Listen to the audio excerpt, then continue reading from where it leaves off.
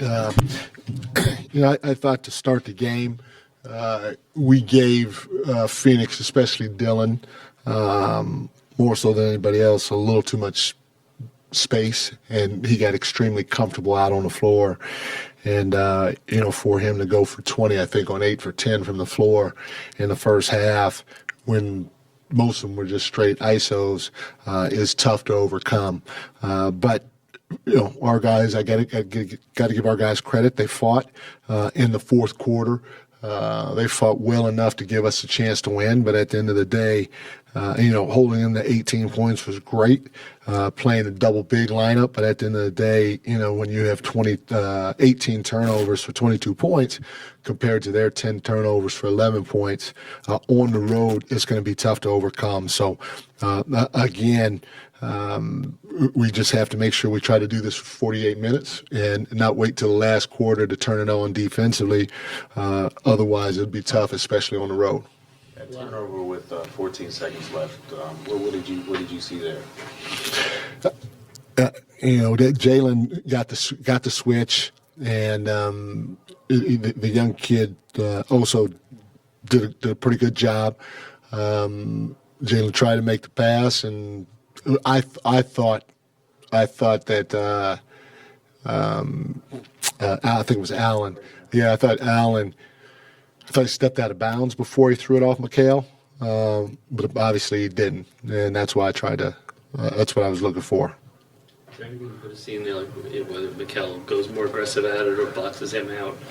That you'd like to see on that play? Yeah, for sure. A situation like that, you got to go get the basketball. You can't rely on the officials to make the call. You got to go get the ball, and we didn't go get the ball. You mentioned the turnovers. Was part of it the way they played? It seemed like they were Brooks, Allen. Yeah. And we told our that was one of the keys. We told our guys, hey, look, they're going to be up in you. They're going to try to be physical with you, and that's the way they play. They've done a good job with it. And we fell into the way that they play, and even got frustrated picking up a couple of offensive fouls. And we have to do a better job with that instead of letting them dictate what's going on the floor. As you mentioned, that first half, Brooks did get kind of in a rhythm. But you can also say they hit some tough shots. But that third quarter, it felt like your team was just scrambling a little bit. Is that a fair assessment defensively from where your group was? Yeah, again, as they hit some tough shots to start the game, and that it's part of me is that's why I can't be too mad. But if a guy is going off like that, then we have to do a better job of just getting up into him, just creep up into him a little bit more and make him put it on the floor and rely on your help if he gets all the way to the rim or gets to the paint. We didn't really do that a great job with that. And I think one thing that shows when you guys play against physical defense, obviously Jalen's a tremendous ball handler to get into the paint. But after him, it's kind of not guys that are natural ball handlers. How much has that kind of hurt the offense, or at least hurt matchups in certain games when teams are having kind of switchable, versatile defenders that force other guys to bring the ball up and try to generate offense and get into the paint?